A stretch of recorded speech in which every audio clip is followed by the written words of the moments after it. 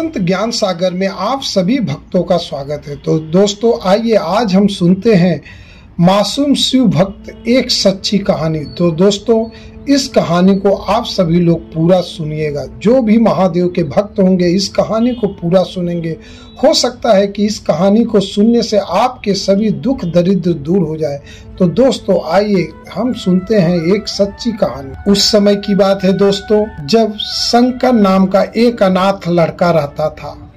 उसको जंगल में रहने वाले शिकारियों के एक गिरोह ने पाला था। उसके पास कोई औपचारिक शिक्षा भी नहीं थी। वह केवल एक चीज जानता था कि उसे कैसे जीवित रहना है, शिकार करना और उनको मारना तथा जंगल के फलों को खाना और नदी के पानी को पीकर अपने आप को जीवित रखना जानता था। एक दिन वह अपना रास्ता भटक गया और उसने देखा कि कुछ लोग नदी के किनारे पर बने एक पत्थर की आकृति के चारों ओर जोर जोर से चिल्ला रहे हैं। कुछ लोग उस पर फूल फल और नारियल चढ़ा रहे हैं। शायद उसने सोचा यह कोई मकान होगा जिसमें लोग रहते होंगे, पर यह एक प्राचीन मंदिर था। लेकिन शंकर ने इसे पहले कभी नहीं देखा था। इसके बारे में जानने के लिए वह काफी उत्सुक था। उसने तब तक इंतजार किया जब तक कि लगभग सभी लोग उस मंदिर से नहीं चले गए। अंत में उसने एक युवा लड़के को पत्थर की इमारत से बाहर आते देखा और उससे बात करने का फैसला किया। और शंकर ने उससे अपने मन में आए कई सवाल पूछे। उसका पहला प्रश्न था, इस इमारत को क्या कहा जाता है? लोग अपने साथ क्या लाते हैं? फिर उन चीजों को अंदर वाली इमारत में क्यों छोड़कर वापस आ जाते हैं? चीजों को अपने साथ लाना और उन्हें अंदर छोड़कर वापस चले जाना। पर वह लड़का शंकर की अज्ञानता व मासूमियत पर बहुत ही हैरान था और उसके सवालों से चकित भी था। पर यह वह नहीं जानता था कि वह पास के जंगल में रहता है और शिकार करके ही अपना जीवन यापन करता है। लेकिन फिर भी उसने उसके सवालों के जवाब देने की पूरी कोशिश की। उसने शंकर को बताया, यह भगवान शिव का मंदिर है। लोग यहाँ उन्हें फल और फूल चढ़ाने आते हैं। वे शिव भगवान से जो चाहते हैं वह मांगते हैं और शिव उनकी सभी प्रार्थनाओं को सुनते हैं। यह सुनकर शंकर तुरंत मंदिर जाना चाहता था। लड़के ने उसे अंदर का रास्ता दिखाया और शिवलिंग के बारे में बताया।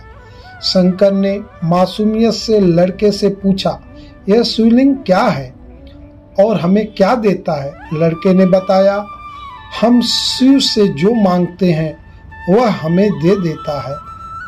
हम सब ऐसा मानते हैं। लड़के ने कहा, अब अंधेरा हो रहा है, अब मुझे घर जाना है। और वह शंकर को वहीं अकेला छोड़कर चला गया। शंकर ने झिझकते हुए मंदिर में फिर से प्रवेश किया। वह एक कोने में बैठ गया और सोचा, एक पत्थर किसी को वह चीज कैसे दे सकता है जो वे चाहते हैं। इसलिए उसने उसका परीक्षण करने का फैसला। उसने पत्थर की प्रतिमा से कहा, हे शिव, कृपया मुझे पर्याप्त शिकार करने दें ताकि मैं भूखा न रहूं। मेरे पास आपको चढ़ाने के लिए कोई फल या फूल नहीं है, लेकिन यदि आप मुझे शिकार देते हैं तो मैं उसे आपके साथ साझा करूंगा। मैं वादा करता हूं कि मैं आपको धोखा नहीं दूंगा। उसने घोषणा की। अगली सुबह शंकर शिकार करने गया। उसने पूरे दिन शिकार की तलाश की, लेकिन उसे कोई शिकार नहीं मिला। वह भूख से तिलमिला रहा था। वह काफी निराश हो गया क्योंकि उसे कोई शिकार नहीं मिला था। दोपहर हो चुकी थी। अब उसे लगने लगा कि मंदिर के लड़के ने उससे झूठ बोला था। फिर भी उसने शिकार जारी रखा। जैसे ही शाम हुई, उसने 2 खरगोशों को अपने बिल में से आते देखा। शंकर ने उस खरगोशों को मार डाला, क्योंकि उसने शिव भगवान से वादा किया था कि वह अपने शिकार को साझा करेगा। वह मरे हुए खरगोशों में से एक के साथ मंदिर गया। देर हो चुकी थी और मंदिर सुनसान था।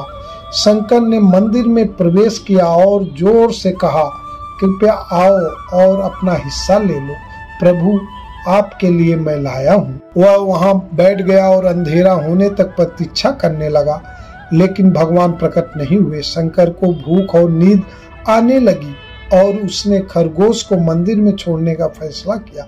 अगली सुबह जब लोग मंदिर पहुंचे तो उन्हें शिवलिंग के सामने मरा हुआ खरगोश मिला। भक्त बहुत परेशान थे। यह यहाँ कौन लाया है? उसने हमारे मंदिर को अपवित्र करने की हिम्मत कैसे की? उन्होंने खरगोश को बाहर फेंक दिया। अगले दिन शंकर अपनी भूख मिटाने के लिए जंगल में शिकार करने गया, लेकिन इस बार उसकी किस्मत अच्छी नहीं थी और उसे शिकार भी नहीं मिला। उसने सोचा आज रात को मंदिर जाना चाहिए और शिव से पूछना चाहिए कि उनको खरगोश का भोजन कैसा लगा। शंकर यह पूछने के लिए मंदिर गया।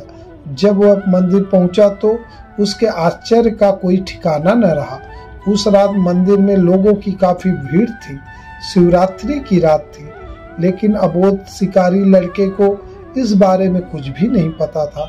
शंकर ने चारों ओर देखा और उस युवा लड़के को देखा जिसने उसको मंदिर के अंदर शिव से प्रार्थना करने के लिए कहा था। क्योंकि उसे इतने सारे लोगों के आसपास रहने की आदत नहीं थी, उसने वहीं रुकने का फैसला किया और पास के एक बेल के पेड़ पर चढ़ गया। यह एक लंबा इंतजार था और समय बिताने के लिए उसने पेड़ से पत्ते तोड़कर जमीन पर फेंकना शुरू कर दिया। उसे अज्ञात पेड़ के नीचे एक छोटा सा शिवलिंग था जिसकी पूजा लंबे समय से नहीं की गई थी। शंकर के द्वारा फेंके गए बेल पत्ते उस शिवलिंग पर गिरे। शंकर भजनों से मंत्र मुग्ध हो गया और धीरे धीरे साथ गाना और पंचाक्षरी मंत्र का जाप करना शुरू कर दिया।